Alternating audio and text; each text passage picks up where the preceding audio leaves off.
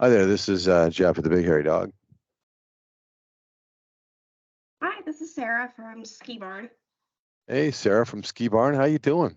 I'm doing good. How are you? I am good. It's Thursday. We're on the downhill side, right? Right.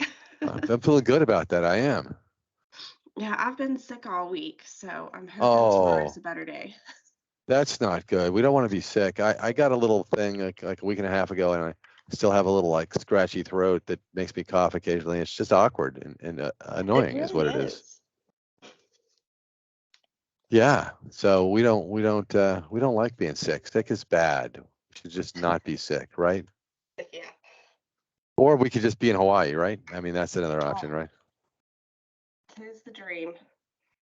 Yes. Yeah, to sit there near Malaya Bay and look across from Kihei to the West Maui Mountains is a always a good thing. Never think anything wrong with that, right? It's definitely on my bucket list. I've never been to Hawaii, but it's definitely on there. Well, my wife, I got married. I'd never been, and my wife has a thing, and they have a timeshare, and they went for years. So Maui is a good island. It's right in the middle. I mean, there's some items that are prettier maybe, but less developed, right? But then Oahu is overdeveloped. It's like going to LA, right? So, Right. Maui's right in the middle. You have a Costco, you can buy some groceries, but it's also got some beautiful scenery and a 10,000-foot mountain. So, it's got a couple of things going for it. Right. My family and I were Disney people, so I really want to do the Disney resort there. Nice. Nice. Yeah. I grew up pretty much high school and college right near Anaheim. Used to Oh, go to very Disneyland nice. all the time. So I used to be able to see the fireworks from my backyard. Oh, how amazing is that? I don't know. It gets old after a while, right? I mean, I don't know. I We mean, go a couple of times a year. I never get tired of it. yeah, it's good. I mean, the whole, I mean, it was the thing to do when you graduate high school. Everybody would go there, and that's weird. So they turned on automatic recording, which is really dumb. Anyway, all right. So I was waiting to see who else is going to join, and we're Hi, supposed to be Kristen. talking about physical inventory. The physical inventory is always fun, hours of endless enjoyment, right? Oh, yeah. Nothing like a good physical. Actually, it's really pleasing when you have a really good physical. I got to say Yeah. that is actually really really good. I mean, I like it a lot. Um,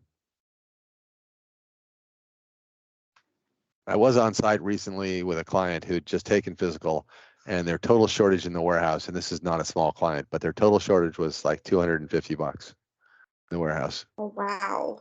I know that's phenomenal, and we're talking about Yosemite National Park, Right. Oh, and my they have a gosh. large I warehouse. I would faint if I seen one that low. I know that's like unheard of, right? I mean, I've been in retail, and $250 is like nothing. Right. I would say the one year that it was like under two, I was like, all right, we are doing phenomenal. Well, right. I mean, 2% shrinkage is normal. It's completely Yeah. normal and expected. In fact, if you get 1%, you're like a retail god. Right. So below 1% and you're like a shining star. I mean, that's that's that's like unheard of. So, but that's mostly see, they don't have any point of sales there, right? They're just moving stuff around. So I don't think you could achieve that in a store. Oh, I there's no don't think way. there's no way. No, it's not possible. So, all right. So this is my little notepad that I use to sort of my little outline of what I do in physical inventory in my trainings. So I thought I'd bring this in so we could kind of see it. And although we're not really going over this first thing here, obviously prepping and cleaning up and tagging all items and creating a map of zones and labeling the floors, all stuff you would have to have done. Otherwise, you're wasting your time counting your stuff. You know, in my Right. opinion, anyway. Um, so we're going to talk about the four steps of the physical inventory process, and these steps do not repeat. They for every given physical, there is only one start, there's only one count, there's only one discrepancy, and then there's one accepting of the numbers or updating. Right? That's it. The four steps. Right. You could summarize it down that succinctly, and it's pretty easy. Now in version 8. Um, the PI tool is a tool, so it's actually in the tools more PI to RPro PI is where the tool is. So that's how we get to it. It's a good thing I shared my whole screen. I just realized that this version has a secondary window that pops up, and that's probably better if I have the whole screen shared, right? Yeah. Under options, under system preferences, you can use simple or you can use zones. Having been a retail manager, I was a store manager for a Marshalls many years ago, and it was a small one. It was only 22,000 square feet, but you can't count the whole thing at once. You got to break it up into little pieces that you can manage. That's zones, right? I don't know if everybody there uses zones, but Yeah, we in my do. opinion, you have to use zones. You really have to. So for those people watching this webinar down the road, trust me, you need zones. Zones are just a way of measuring a small area of your choosing. It could be a wall, it could be a fixture, it could be one shelf inside a counter. Depends on what you're counting and how much you got to count, right? Okay, so so I've got my zones turned on, and I have some maps down here that we could toy with that down the road. We probably will toy with that. Let's click OK on that. So step one in any physical inventory process is to go to the tool, go to stores, and click new, and start a count sheet, right? So we start a count sheet for a store of our choice. This is like demo data. There's almost no data here, so that's what you have when you have a sandbox, right? So we click OK, and it started. Now, optionally, I could have had a filter turned on in preferences to filter this. There's also a filter in version 8 on the update, and you can use either one or both, right? Depending on how you want to run that. But what I mean is you can filter a physical to only update one department. Now, that sounds really lovely, and it's basically called a version of what we would call a cycle count. But be aware that it's a higher standard than taking the whole store. And when you cast a wide net and count the whole store, it's really hard to miss things. But when you count only one department, then you have to filter for that department, run an on-hand report the week before, and find all that stuff, and make sure your map encompasses all the areas that stuff could exist in, or you create more work for yourself, right? So that being said, we have a physical. Now let's go take a look at it. Step one is done, by the way. You click new, you click the store, you click OK, you filter it or you don't, and you have a physical. So I'm going to click into it. I don't have to do this, but it is a good thing to see what a good clean physical looks like. And I can talk today really. Okay, so because I'm on a demo, and this is junk data here, the demo reset before I started this meeting today, and that means everything has a quantity 10. Doesn't really matter what the quantity is. If there's a quantity in inventory, that quantity is copied to the start quantity. Of course, we haven't counted anything. We just started this, so we're short everything, right? That's how a good clean start should look. Now, if you have a negative on hand, then it would copy the negative on hand to the start column, and your discrepancy would be positive, right? So whatever it takes to get back to 0, right? Now, as we add counts to this, it is going to put quantities in here, and it's going to diminish this number by that amount. So if I added a 5 here, this would say -5. The goal being to get this column here to 0. Well, of course, we're not going to probably get there in reality. We're just probably not going to get there, not 100%. Okay, so step 2, right? Step 2 would be to go count something, right? There's a couple of different ways we can look at counting things. One way would be to scan. That's the most popular way. It's probably the best way, is to have a scanner, a portable scanner of some kind, right? And let me see we don't have much here, do we? All right, so let's do this. I'm probably going to have to go make a new map for this, aren't I? So I don't know if you guys know, but you can highlight a column or columns, right? And you can right click in anywhere in Retail Pro. There's a list, and you can export from there out to something, right? So I just exported this out to Notepad here, right? And I am going to get rid of the column headers. And if I'm here in the quantity field and I left arrow, notice that it hops over. So this is tab delimited, right? So that right there that I just highlighted is a tab, right? I am going to replace that real quick just for the purposes of simple understanding with a comma. So I'm going to go in and say replace that with, right, yeah, that with this, replace all. So now we have what we would commonly refer to as CSV or comma separated value file, right? Which is more common out there in the world of files. And we're going to use this to pretend we have a scanner. That's what we're going to do here, right? We're going to upload this and pretend we have a scanner and what it would look like when we upload. And to do that, we're going to need to give ourselves, yeah, a bogus item. So if I pick any of these items here that have no record on them yet, right, that would give us a scan error, right? So I want to make sure we have at least one scan error in our sample data here, right? Okay, so let's file save this so we can pretend we're uploading stuff. So we'll do a little save as, and let's just put it, let's see here. Desktop, right click, new, we already have, let's see here. Oh yeah, we have a zones folder. Okay, that's interesting. All right, so V8 to, okay, so let's click save, file, save as. Since we're right here, we should make more than one of those, right? Yes, we want to upload more than one zone, right? I don't want to have to like go out and do it again and again, right? All right, so to keep this simple here, we'll keep this up on the screen like that, and we'll go back into our physical inventory tool. We'll go back to options, and in system preferences down here, we're going to make a new one. So we're going to click new here and make a new map, and this is going to be item.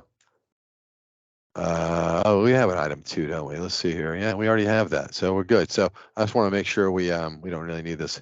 So if we look at this map right here, starting on character 1, ending on character 2 for a length of 2, right? So that's true. These two are item numbers, right? And then the comma is number 3. So starting on 4 would be our count, right? So our count starts on 4, and I'm saying it goes up to 8 potentially. So could have a length of 5, which means that this number could be, that much bigger, right? And it would be totally fine with that. Then we're not importing a zone. We could import a zone if we wanted to, but we're probably, if we're scanning these, we take the scanner, we open the zone, we upload the scanner into the zone. We're doing it one by one probably. So in this example, I'm gonna try and mirror what the normal scanning process would be, as opposed to like what ArcGIS would do if they were giving you a file, right? And then of course, we don't have sublocations, we don't care. We don't have serial numbers, we don't care. Over here on the far right-hand side, these are item numbers we're uploading right here. So I've got item number checked up. I don't have UPC. I don't have ALU checked.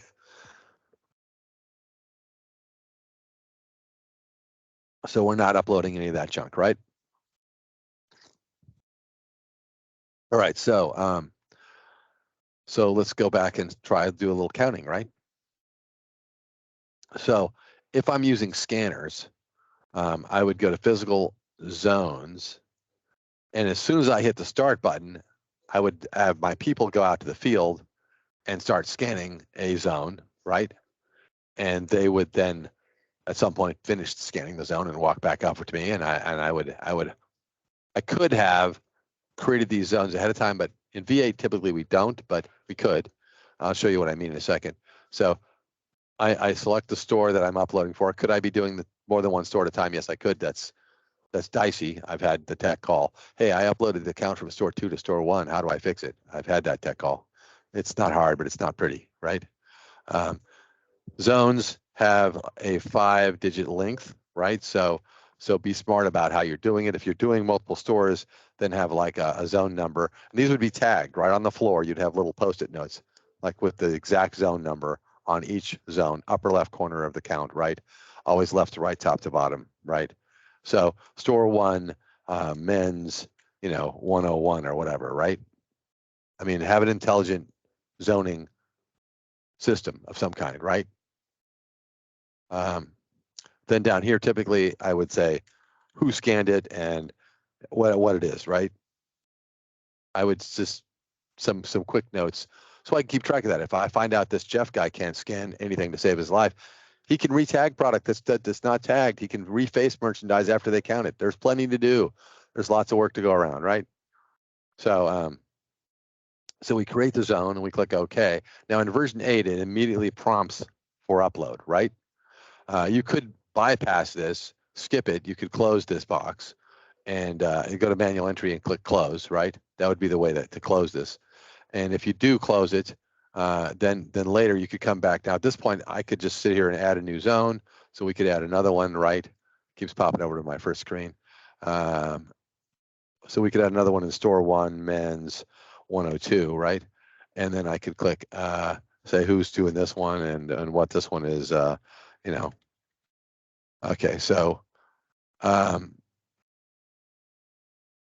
again, it pops in there, and if I wanted to close it, so if I wanted to, I could sit here and I could enter all my zones, right? While they're starting to scan in the field, if I've got 5 scanners out there, I could start entering the zones they're on, and then I could keep entering some more zones. If I want to, then I could come back to them. I could go into the zone. So if you're on a given zone, then you'd go into scanned. You'd go inside where the items would be, and you'd say add counts, and it would bring you right back to the little upload window, right? So you can do this on the fly. You could create the zone and then go right into uploading the data, right? Or you can enter them and come back and add items, add counts, right? No big deal. So we're going to choose to import a file. We're going to highlight this map that we already verified will work, and we're going to now normally you'd go to portable terminal and you'd say send data, and it would just absorb the data from the scanner, right? That's how the Percon PT or the Zebra platform would work with the Foundry Logic. There's multiple different platforms out there that people use to upload that. I've even seen people using a scanner app on their phone that emails over a CSV file and then importing them, right? So there's really actually a lot of ways you can collect the data now. And I have a scanner app on my phone, by the way. It does work, pretty slick. So we're going to click on that. We're going to click, we're going to go find the right file first, zones, and we're going to change it. So right here, I can't see, I'm in the right place, I think, right? Come on. Yeah, we're on the desktop. We're in the zones folder, but right now we're set to a type of files data. So we're going to change it to text. And there's my one of the ones I made, right? So we're going to click open and import file, right? And did it import? Interesting. Okay, all right, it doesn't exist. So let's click close. And okay, it's interesting. So let's go here. Right, so I don't know why. It usually warns me when I get an error, but it didn't warn me that I got an error. It's kind of weird. But if we go back up one layer, you see the evil red dot, right? So red dots are bad, blue dots are good, right? So the blue dot is means that it's been successfully uploaded, double checked, and merged. The red dot means it got uploaded and it has mistakes in it, right? So if we want to see the mistake, we then go to errors and we see the bad scan. So I front loaded that 99 there. We knew it was coming, right? We saw it in the file when I put it in there. So we have the bad scan, and we have the bad scan bracketed by the items before and after, right? So if I wanted to know roughly where that is, I could go back here and I would see the order of scanning, right? I could see my descriptions. Now here, this is junk data, so they're all the same. But in real life, if you were scanning real product, there would be an order to the scan. So again, know the order of the scan, left to right, top to bottom, right? When you're troubleshooting later, it's really helpful to know the order of the scan, right? So, so if we were here on the error screen, we could then say print, and we could print out just a standard BHD doc design here, and we could say print or preview, and we're going to go preview because there's really no point in printing that to hard paper when we're all online. It would then give you a printout. Now, what's going to happen if I have 3 errors, right? So if I have 3 errors, and let's go get artistic. Yes, that's it, right? So if I have 3 errors, what we're going to see is, come on, I can get the mouse to work. Really, I can. We're going to see a bracketing item, a complete item, a bad scan item like that. We're going to see the other bracketing item. Then we're going to see another bracketing item again, right? And we're going to see the bad scan item, right? Followed by the closing bracketing item. Then we're going to start the next bracket, right? That's what it's going to look like, right? It's going to have 3 errors, and each of the 3 items are going to be bracketed by their respective start and end point, right? Does that make sense to everybody? Everybody on board? I can see you nodding. So, um, so it looks a little confusing when you look at multiple scan errors, right? Because your eyes want to group the good items together, right? But it's the bad ones you're looking for, right? You're looking for the bad items, and of course, on the far right-hand side, I mean, a good item has an item number. A bad item doesn't have an item number, but it does have an import ID. It has whatever you scanned. So if that's a UPC code or it's some kind of barcode that happened to be on the box next to the tag and you missed, right? It's going to show whatever's in that barcode, right? That's going to be the import ID. So this you would take out to the field, right? Get rid of this for now. And in your hand, you would find the item, and then it's going to go one of 2 ways, right? Either it's got a good barcode or it doesn't. I mean, either you can correct it or you can't correct it, right? That's it. So back here, we send this right back out with them, right? On the errors tab, I could say, oh no, this is item, I could go edit here and I could say this is item, let's go 70. I think there's a 70. I press enter, and now it says, okay, do you want to accept this? That's a real item. We're okay to do that. So that's the corrected barcode. Click OK, and it will change that, and it'll count that item, right? So either we fix it, A, like this, because we had a corrected barcode, or no, we don't have a corrected barcode, in which case, cancel, we would physically remove the item from that zone. We're not going to hold the whole zone up for one item, right? We pick the item up, we take it over to an area that we've deemed the trouble table or area. We drop it in the trouble area where someone is going to find and retag that product, right? And we'll count that zone last. That makes sense. So if that's the case, then we're going to delete the scan, right? And take it out of the zone altogether, right? Because we got to move forward, right? So as soon as we either delete or correct it, right?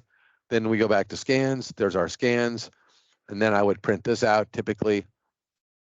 And I would put this in a stack for someone to go and to do whatever level of double checking we do. So what I mean by that is sample.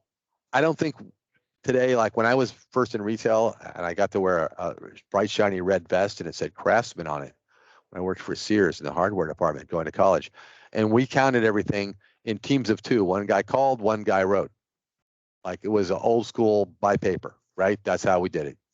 And so we turned our sheets in, and somebody else got our sheet, and I got somebody else's sheet, and we went back and we did 100% double check, right? That's a lot of payroll. I don't know if we can afford to do that anymore. Things are pretty fast paced today, right? So at least sample the data appropriately, right? You print this out and you sample some of these and find out if 5 of those counts are dead on and they're problem. You always pick the problem items, right? Don't pick the easy ones. Because if you're going to have a mistake, it's going to be a problem item, right? So you check a few problem items and they're all good, then we could assume this zone is counted correctly, right? If you find some mistakes in a random sample, you need to go deeper and see how bad it is, right? And you need to know who scanned it. So then having the notes here that says Jeff counted these T's at the top there is very, very useful. Because if Jeff can't scan, like I said, there's lots to do here. He doesn't have to be the guy shooting the gun. You know, you got to kind of check the scan as you go. When you scan it, you got to look at the screen on the scanner and see if you got the right item, right? And it's a kind of a rhythm you get into. Anyway, now if we find mistakes at this point, this is not carved in stone, right? So I could click at it and I could change any of these quantities, right? I could just go in here and change these around. So no, we got 2 of those, and this one here we did not have 10 of those. We had 9 of those because they counted that one wrong, right? I could just change these up. So when this is dialed in and it's perfect, and we know it's perfect, then we would take that and we would merge it. Now, I like to merge them one by one. There are people that like to use this mark store, then they merge marked, and it merges all the zones at once. But see, I like to go merge zone and click OK and get the blue check mark on the ones that have been double checked. So if I've got a list of 100 here, how do I know which ones have been double checked, right? Oh, the ones I put a blue mark on, right? So I use this as a check sheet sort of to get through this process, right? And then I put their double checked paper in a different stack, and then there's a stack of the ones waiting to be double checked. And I'm probably not going to double check tubes of chapstick very deep. I'm going to have to say, on the other hand, the rounder of leather jackets over there, or the room with the kayaks in it when they're $2,000 kayaks, I'm going to probably check either one of those, like all the way through. Like I'm going to do the whole zone, double check it, right? Because we're talking about a large dollar amount here, right? So you got to kind of use your judgment on how much double checking you do, but you also need to know if somebody's scanning poorly, right? All right, I'm going to get off the soapbox on that one, right? So to walk back through this, if I click new here and make a new zone, so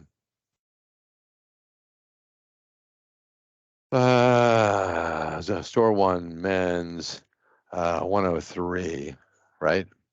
We'll say okay, and we'll say Jeff did this, right? And we'll say this is I don't know, shorts, right? Whatever. Then normally see it pops right in here like this, and we can just go in and upload our scanner if we're headed that direction, right? Now notice that it used to say the other file used to be, the other file is still there, by the way.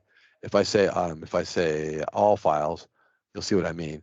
So it changes the file extension from text to old or from data to old. It renames the file after it's uploaded, so you don't make the mistake of uploading it twice, which is good. I'm all for that, right? So we click open and we click import, and it imports it. We click close. It's got the red dot. Of course, we have the bad item in there, right? So we would then go to errors, and in errors we would then choose to either fix this one. So we'll say 70, enter, and we'll say okay, and save. And then we would go to scans. We would say print out those for me, and then put it in the stack to be double checked. Somebody would double check it and come back and say that's scanned wonderfully or poorly. Excuse me, we would make corrections as needed, and then we would back up to the higher level, and we would click merge zone, right, and start knocking those things off, right? So that's going to repeat with every zone. Now let's go back to my little checklist here so we can that's not the one we're looking for. Let's see here. Interesting. All right.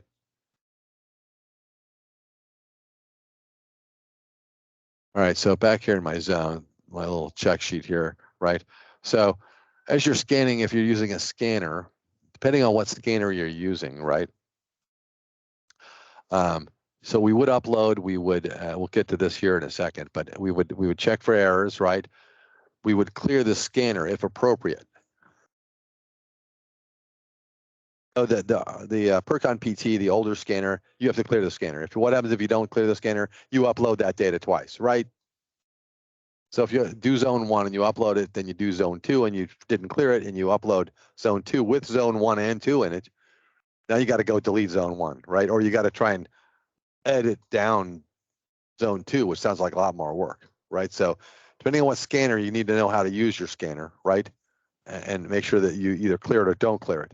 Now the Zebra platform with the Foundry Logic is a much smarter platform. The Percon is a dumb scan. It's a basic scanner. It recognizes a barcode, but it doesn't associate it with a description. Where the Zebra, actually, we download the database into the Zebra. It's got a lot more memory, and the advantage of that is you capture a scanning error at point of scan rather than at point of upload, right?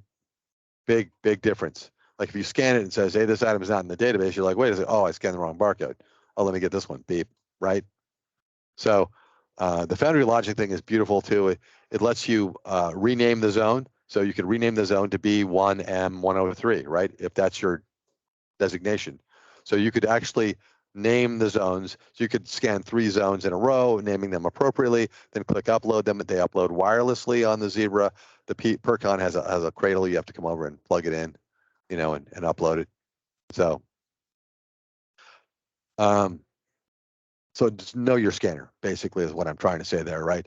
Anyway, print out the good scans, double check it, and merge zone, right? That's the process we do over and over. Well, let's talk about this little dude right here, right? So we have the ability to go into inventory, merchandise inventory, and we could filter for something. So if I was going to say filter for edit these, copy. Okay, it's going to make me do it old school. Fine, cancel. And let's go into, say, a filtered view, clear all, description 1, right? So we filter for, you know, like kayaks, for instance. If I was actually doing clients, I have a client that does sell kayaks, and they have anytime, you know, in this store, maybe 100 kayaks, right? And they're all, some of them are quite expensive, right? The cheap ones are still above $500, right? So they would typically do this. They would go in and they would then print, and they would have a count sheet in their little thing. And I don't have my count sheet loaded there, so that's kind of embarrassing. But not a big deal, right? We can fix that. Hang on a quick second while I just grab those. Because Ed, I see you joined, and we had an appointment this morning, but I think they had a bad phone number, so I have to apologize that I was not able to get a hold of you. I tried to call Steve at the store, and I tried to get your number, but it didn't work either. I just failed miserably every which direction I went, so I don't even know what to say to that. We should get the right phone number on file so we don't continue to do stupid things like that, right? All right, let's just copy these files and drop them into the right place here. Hang on a second, new.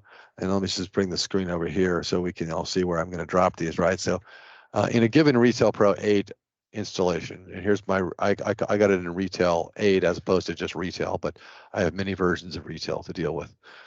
So in your root folder, there would be an RPro folder. In the RPro folder, there would be a design folder, and then a doc design folder, right? So in the doc design folder, there are many different kinds of designs. These are inventory designs. So we're looking for the inventory folder. There it is. We go in there and we right click and we paste. So if we have a count sheet that we want to drop in, that's how we do it.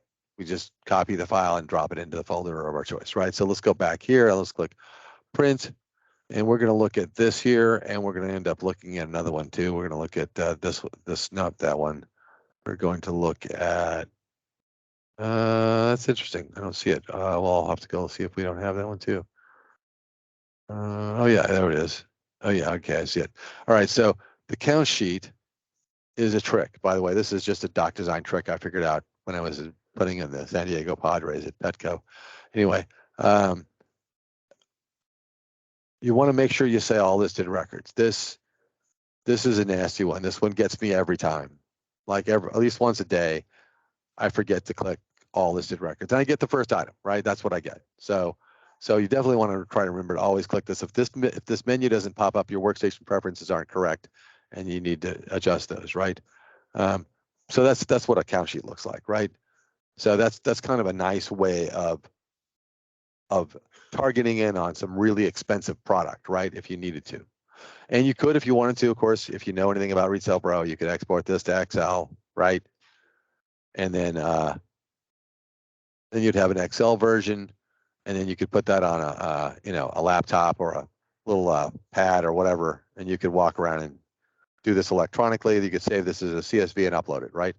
Reduce the amount of human error, right? Keep punching stuff. So that's just an option we have, right? It's a pretty good option. I'm going to get rid of that. Don't save that, right? Let's get out of here. Another option too that's also handy. We're going to use this same filter for this. If you have, like, let's say that I have this all-weather jacket, and it's a really heavy one. It's summertime. I don't have this on the floor. I've got it boxed up. It's sealed up for next season. So I could go into those boxes. I could count them. So what I would do then is I would go and say filter for these items, right? I would say print this thing here called an item pre-count, all listed records, right? And it would give me the barcode and item description and a place to put a count, I would then put this on the outside of the box in like a plastic sheet, right? So now I could come up and if there's, I got six of these that are in stock right now at various quantities. And I put the counts in the ones there, I scan it, I put the count in the scanner, scan it, then you could really, if your stockroom is prepped like this and you have these pre-count sheets up on all the boxes, you can really bust heads on the stockroom quickly, right?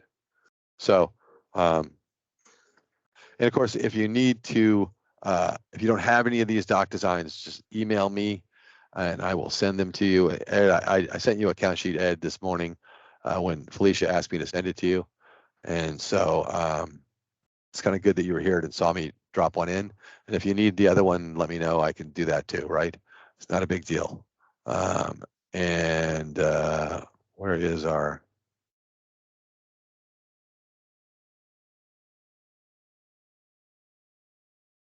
Interesting.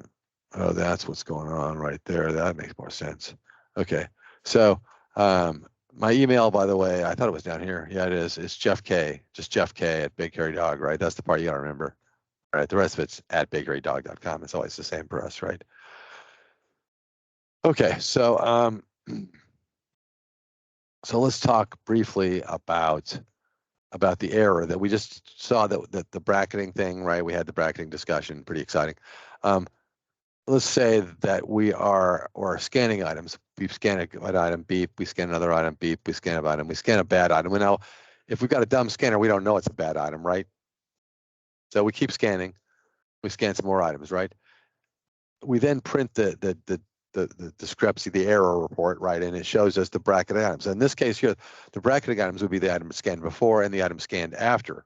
But it would report on the printout, it would report item 789 and item 852. It would not report 1, 2, 3. Everybody gets that the job of a scanner is to count. So if the record already exists, that record would have been incremented to a quantity of 2. Does that make sense to everybody? So this record wouldn't exist in the scanner. Does that make sense? I think I can see you nodding your heads, even though I can't see you. So, so just be aware that when you go back to look for that error item, it could be right between those two items. There also could be 5 other items in there too, right? Just depends on how it's set up. If you think about an end cap with vertical blocking, you got the same things on the left side, got the same things on the right. There's an error in the middle of the third shelf. Well, you scan the same items before and after on all 4 shelves, right? So there's a lot of opportunity there for understanding and interpreting the data. And when you start looking for an error, it is true to say that that item was scanned before and this other item was scanned after, right? Absolutely true. But anyway, okay, so let's go back to physical inventory. So here we have a dead zone that we're going to want to make good here. So I'm going to go back into scanned. I'm going to add some counts, and we can just here do it manually. So I'm just going to add some items manually. Now, there's 2 different modes. If you're keying something in, notice that there's a next item mode and there's a quantity for current item mode, right? I sort of think about it like this. I sort of think about it as the next item mode is like a Windows mode for people that are very Windows friendly, very tab key friendly. And the quantity for current item is more like the cash office person, the 10 key person, the person that likes to run a 10 key. You'll see what I mean here. So if I put this over here and I say item 50, enter, it just puts the quantity 1 that item, right? 51, enter, 52, enter, 56, enter, boom, right? If I wanted to put in 54 and I want to put it at a quantity 5, I've got to hit the tab key, then do my 5 enter, right? And it drops in just fine. It's good, right? Now, if I'm a 10 key person, I think I would prefer to just go like that and say item 60, enter, 1, enter, right? Item 61, enter, 5, enter. Item 62, enter, 4, enter. You see what I mean? If you're a 10 key person, you're going to like that mode better. You're just going to. Doesn't matter which way you use, whatever you're comfortable with, right? It is faster if they're all quantity 1 to use next item, right? Just put the item number and press enter. It assumes quantity 1. You're good.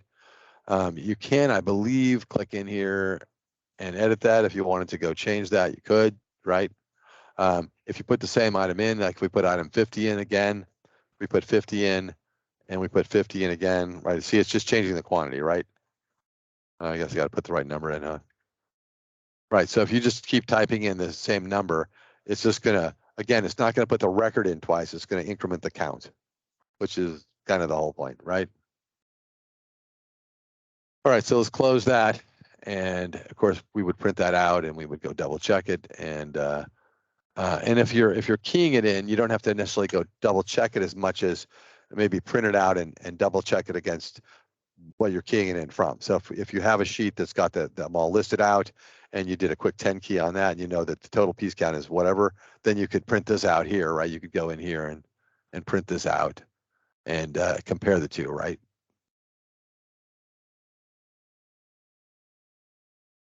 Right, so it says right there 24 at the bottom, right? So if you did a quick 10 key on the piece of paper you're entering from, you should be able to validate that you entered it correctly or not, right? And then where your errors are. All right, so if we're good on that, we just merge that one. So step 2 is done when we've accounted for all the zones, right? So the map, typically when I was in retail, we would draw a map. We would I would have like the adjacent store manager or like somebody else that did not draw the map walk the map with me and point out the things that I obviously missed. And you always miss something, right? You miss that display fixture up front because you walk by it every day and you just can't see it, right? So it's always a good idea to have somebody double check your map, make sure it's clean, that you haven't missed anything. And yes, you need a zone for your office, you need a zone for the service desk, you need a zone for any place where you hold merchandise, right? And there may only be one piece in there, but you still got to account for every area, right? So when we count, if we have 100 zones, whatever. I used to have, in a big store, we would do 1 through 500 was women's, and 501 through 1,000 was men's, and so on and so forth, right? We had a lot of zones, but when you're done with all your zones, they're all accounted for. Step 2 is then complete, right? That's where we are on that one. So so once step 2 is complete, you move on to discrepancies, and you see there's a little line here between the counts and the discrepancies, and that's a very important point in the process. So once you have frozen and the count sheet freezes, right? So if we go into here and we go back into stores and inventory, the process here, it froze those start quantities. As soon as we started this count sheet, it froze those. Now, these over here, these are not frozen. These are real, live on hands, right? But these are frozen. Now, once we have frozen our on hands, and then once we have frozen our counts, right? You can start making sales. You don't have to keep it frozen anymore. You've got all the data. Move forward, right? So that gets you into kind of the strategy of taking physical, right? Do I come in early, count the sales floor? When I finish the sales floor or very close to finishing the sales floor, I crack the door open and let customers start coming in and buying it. Because if I'm on the last aisle and if they're going to buy something I haven't counted, I could just scan it in their hand, right? Then I can move into the stockroom and keep counting because no one's buying from the stockroom anyway, right? Or vice versa. I'm open all day.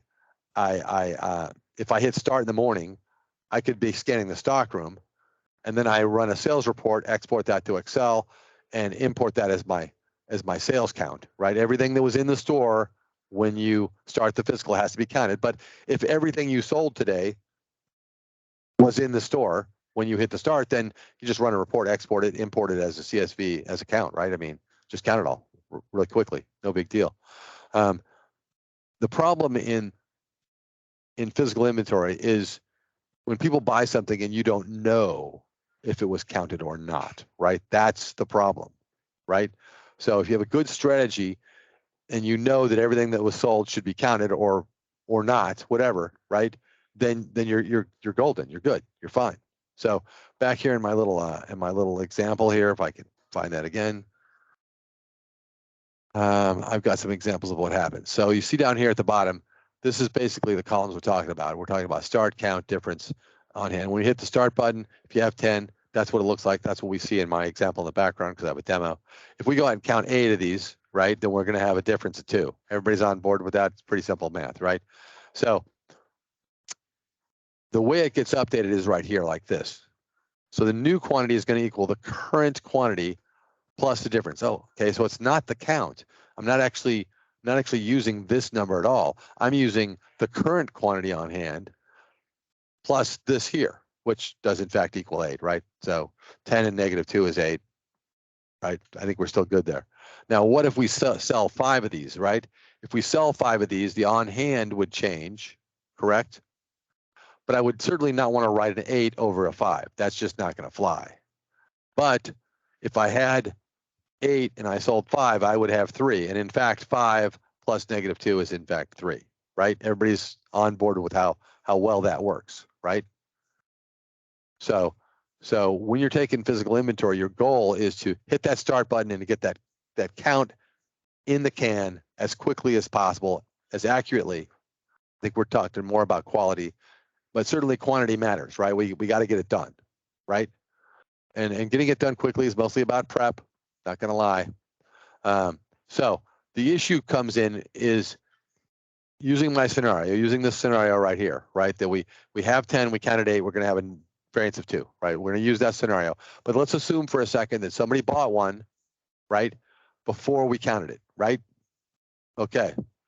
Then our on hand is going to go down to 9, correct?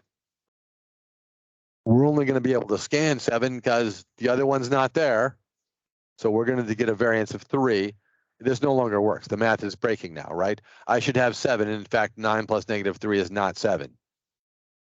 So the receipt, the invoice takes it out of inventory, and then the physical inventory takes it out again, right? We're double dipping.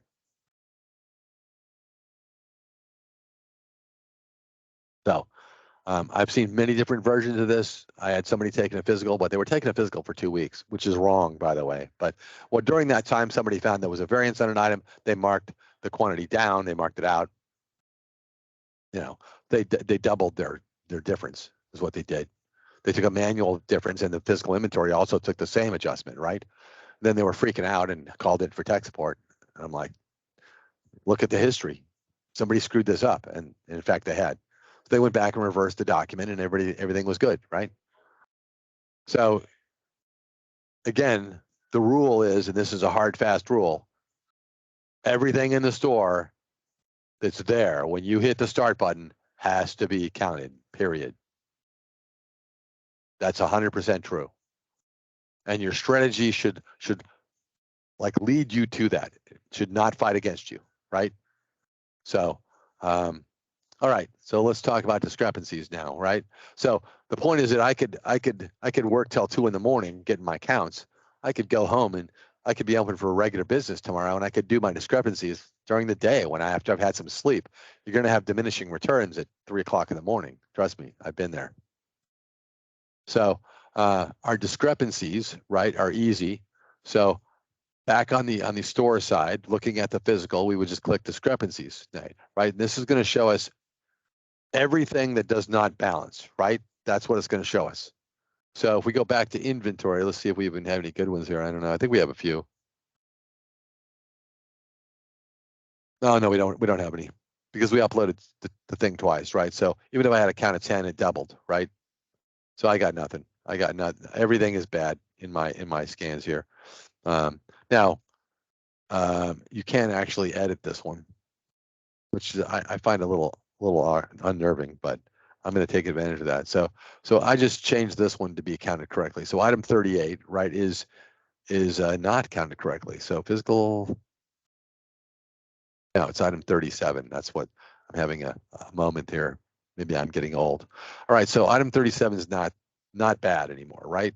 So if you have, and hopefully, 80, 90% of your items are actually counted correctly, right? When you go to discrepancies, if you look for item 37, which should be right off the screen here, it should not be there, right? 36, 38. So the discrepancy view only shows items that are in discrepancy, either positive or negative, right? So the discrepancy view would then want to print this out. And I have created over the years different versions of printouts These are the old original ones, but I like this one here a lot. If you're a ladies dress shop, of course, you're going to prefer the one by vendor, but let's just start with that one there and say preview. And this is going to basically, let's see if there are probably everything here is in the same department, but you see how this department subtotals right there at the bottom, right? So it's subtotaling by master department, not by department, class, and subclass. I can change that.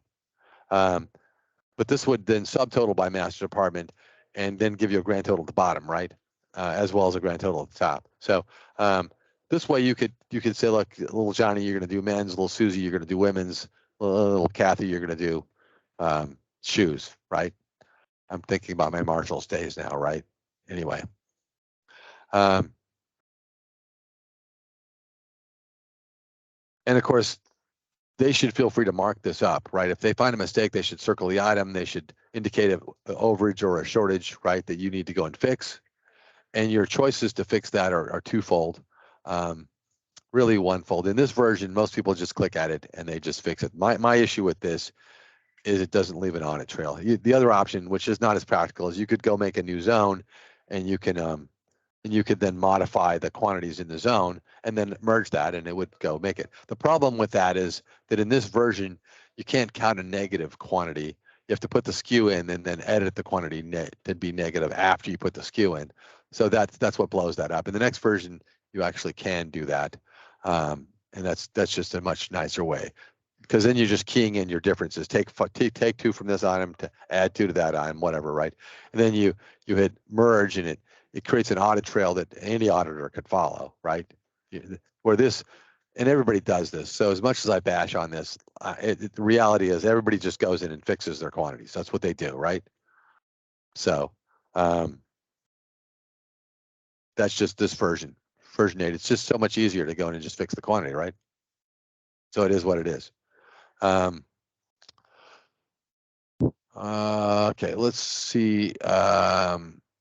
If you had a mistake, let's say we had a mistake like this, where we had doubled our count for some reason, and I wanted to know, like if I have 100 zones, I want to know, like I checked the rounder, there's 10 of those. I look at the zone, it's right. Where are the other 10 coming from, right, is the question. If I go back to, I think I have to go back to zones. Do I have to go to zones in inventory? Now, if I go to zones in inventory, I believe I have this item zone report, right? Yeah. So now, normally what I would do here is I would go to filtered view and the little filtered view box would pop up, right? And I would say that I want item 37, for instance. That's not a good one. Let's go to 38, right? So in here, I could go down to my item number field and I could say 38 to 38 right now. The reason I would do this in real life is because this report gets really, really long if you run it wide open, right? So I'm going to run it the way I would normally run it. Then we'll probably run it the other way too. But this report here, so we can all see it, it's just handy. It counts, it starts with the item and goes backwards, right? To show you every zone that was scanned in. This actually happened. They had 3 jackets on a rounder up in Fairbanks, Alaska, and they looked at the discrepancy report. It said 63 jackets. Okay, there's no way there's 63 jackets in here. Where did we screw up? They ran this report. They went back and they found that the other zone that was reporting 60 pieces of that jacket was in fact a jewelry counter, which begs the question, what piece of jewelry did not get counted and which one was more expensive, right? But they found it and they fixed it and they counted the jewelry item because this report leads them right to the zone that's contributing to that problem, right? And you see what I mean? If I cancel my filter and I just run this thing wide open, which you could do, and then you could, but it's going to show every item in inventory, right? It's literally going to show every item in inventory. So now if I wanted to, I could go right click at the top. There's no button for this, but if you right click, there is a find, it's Control F, and I could say show me item 38, right? And it would go find item 38, which oddly is right there on the first page. But you see where I'm going, right? That's also very, very handy to be able to just zip in and find the item. If you're going to do like a couple of dozen of these, or you got a ton of these to do, yeah, just spew them all up to the screen file and start searching for the item number, right? Or run it multiple times, whichever, right? filtering it. Because if you filter it, you could print it, you could give it to some guy to say, go check this out, right? Or girl, lady. All right, so once we have found and fixed all of our discrepancies, right? Then at that point, then we would be ready to move on to step 4, right? So in step 4, we would then be accepting these numbers. Now, we're going to look at 2 different ways of doing that, multi-store and single store, right? So once we have fixed all of our discrepancies in the discrepancies area, we would then, at the main menu here, we'd go to update, right? And it would pop our little update box up, and we would say which store we'll want to update. We click next. This screen here is a problem. I logged it as a bug, and the developer agreed with me. The developer said, yes, it's a bug, and we will not fix it in version 8. We will fix it in subsequent versions. And they did. They're true to their word, both the next 2 versions. This is fixed. It is not fixed here, and it's not going to be, right? So what is the right answer here? All items are quantities only, right? Well, if we have a count, right, like this here, if we have a starting count of 2 and we don't count it, right? And we have another one that has a starting count of 4 and has a count of 3. And or if we have a count of -1, starting count of -1, and we count 1. If I were to choose, if I was to choose quantities only, this shortage here would remain in inventory. It would pass through. There is no quantity in this column, right? I didn't count it because it's not there. So if you're updating the full inventory, or if you're filtering to a department and you counted the whole department, you always are going to pick all items, right? And by the way, if anybody has any questions, I'm just rolling here, but please feel free to ask questions. Put it in the chat, unmute yourself. I don't care, right? Always welcome questions. Anyway, so we select all items, right? We click next. We give ourselves a reason code. Typically, it would be physical or PI 2023 or whatever, right? I like to have one consistent reason code, and I'll explain why in a second. Then we click next, and we click finish, and it pops up with there's the filter, right? We talked about before, right? And so I could filter this to a department code, because if I update all items and I only counted men's tees, then everything else in inventory is going to get zeroed out unless I filter to men's tees, right? So if I go in and filter it to, oddly, I have men's tees. Who would have guessed? Anyway, if I filter it to that department, it will not update anything that is not in that department, right? So it's up to me to know what my plan is here, right, and to execute it correctly. Now I'm going to cancel this because I'm actually not going to update this at the moment. But if I did update this, it would write an adjustment memo. What I want to note is that if you have multiple stores in version 8, it's going to say prepare data instead of update. And when you click this, it's going to go through the same screens. It's going to walk through these same screens, but like this will be already checked out and it'll be grayed out, and you'll just have to flip through these because you won't be able to change anything, and you'll have to accept it blindly. And what it does is it actually compresses the count and sends it back to the main. The main then updates it and pulls it back to you after they accept it, right? They have to do the update at the main is the issue. If you have multiple stores, then the remote store can only send the count to the main, and then the main accepts it and sends it back. So if the remote store really needs to see their quantity as updated tonight, then you got to have somebody sitting at the main waiting for them to pull it in, which is awkward. So probably it's going to be next day before you see your results, right? All right, so then let's click next, and let's type in our physical here. And let's click next and finish, and there's our filter again. And for us today, I think I am just going to, we're good. We don't have any clear filter. It's all clear. So let's click OK. It does the update. The update's been done. Let's click close. We back out of this tool, and I'll back out in a minute. So if we go to merchandise,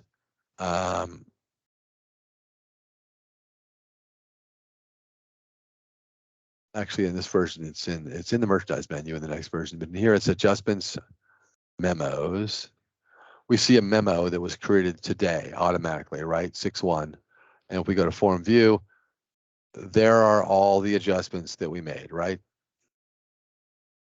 So this document can hold 900 SKUs, and we're pushing right up against 2 o'clock here, but we'll probably go over a couple of minutes, but not too much longer. There's not much more to talk about, really, honestly. So this is going to capture all the adjustments. If it flows over 900, it'll make another document, and if it goes over another 900, it'll make a third. On and on. If you had 3,000 adjustments to make, it would create 4 documents, and the last one would just have the little extra amount that was on there, right? So the only last thing that I would suggest for everybody is, and I don't know if I have it fully set up here in this version,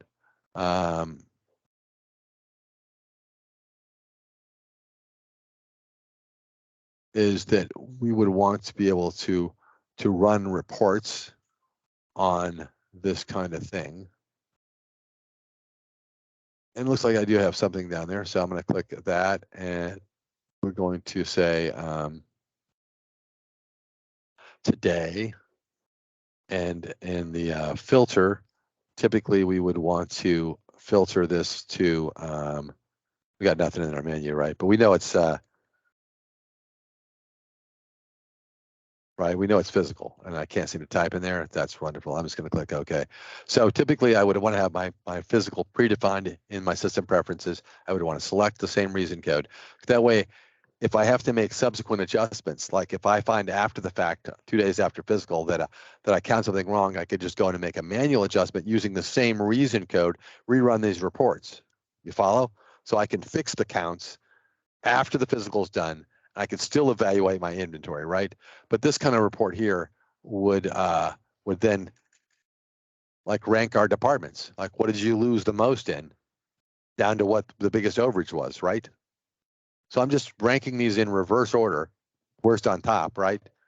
By the cost dollars lost, right? Or by pieces lost, but typically it's cost dollars I care about, right? So I typically would make one of these by department, one of these by vendor, one of these by style, maybe by item. And if I had a bad department like jackets there, I might run the style or item level report filtering for that department to see what it consists of. And in many cases, we get in there and we say, oh, crap, those things. We sent those back to the vendor. We should have marked them out, right? Or we should have made a return voucher. Like, we can identify a lot of the big ones we can usually identify, right? By being able to run reports like this. So I will tell you, though, that I used to laugh at these things. They used to make us do it when I was in retail, and I thought they were silly until one year Leaded Crystal hit the top 10 departments, and I had to figure out why it hit the top 10. And I'm pretty sure people weren't carrying punch bowls out under their jacket. Pretty sure that wasn't happening. It turned out they were stealing Waterford Crystal tumblers by taking the generic tumblers out of the box. They had a box of 6 tumblers for $10, right? They take the generic ones out, throw them on the shelf, put the Waterford ones inside the box. The cashier doesn't open the box. They just scan the box out for $10, right? So you're getting 6 $45 Waterford tumblers for $10. Good deal, huh? So obviously that was killing me in shrinkage. And until we figured it out and put security tags on the Waterford Crystal, we couldn't stop it. We didn't know what was going on. And then everybody complained that we had security tags on the Waterford Crystal, but true story. So anyway, this kind of report here, this isn't a webinar about reports, but briefly, right? You put in the reason code and the department and the quantity and the cost. Our sort level is reason code and DCS. Now, you really don't need reason code in here if you're filtering to reason code, but if you forget and run it wide open, I want it to break out by reason code, right? I want all the physical stuff together and the damage stuff in a separate place, right? And then down here under ranking, say we're ranking, but when you rank, typically you see it, the arrow points down. So you have to reverse it to point up, right? So that we're going from the bottom all the way up to the highest overage at the very bottom of the report, if you follow where I'm going on that. And then of course, if you're going to do multiple reasons, you'd want to subtotal by reason code everything, right? And probably grand total by everything at the bottom as well. I mean, I would always filter it to just physical. I'm only interested in the physical and the results of the physical. But this same concept would work for vendors just change the department code with vendor code, right? And or styles, right? A style is department, vendor, and description one together, right? That's a style definition. An item is just item number, right? Because your ranking is, it doesn't matter. There's no drill down here, right? If you're just put an item number and you're at the item number level, right? Instantly, and then you put the rank on, and maybe you put a tiebreaker. You say rank it by dollars lost first, like over in rank here, rank it by dollars lost. And if it's a tie, unlikely it's a tie, by the way, when you're dealing with dollars. But you could say if it's a tie, the tiebreaker is the quantity, right? And rank it the same way. So that's just a cool thing to do. And it can have some great benefits. 90% of the time, you know the answer, it regurgitates it back and you agree with it and you've now confirmed what you already knew. But every now and then you get a really good nugget from these kinds of analysis, right? So, all right, so have we achieved our goal here, right? Have we gone through all of the stuff? I think we actually have gone through everything. So if you guys have any questions or anything else that you'd want, I'd say throw them out now. Or I'm going to tell you to have a good rest of your day, you know?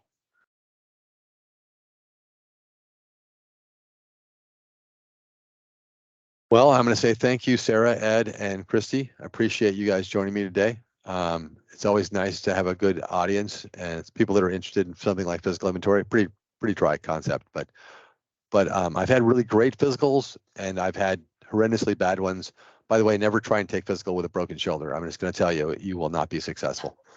You think you will, but you will not be successful. So, all right then. You guys have a good rest of your day, and we'll talk soon next webinar. Okay, thank you. Thank you. All right. Bye-bye. Bye.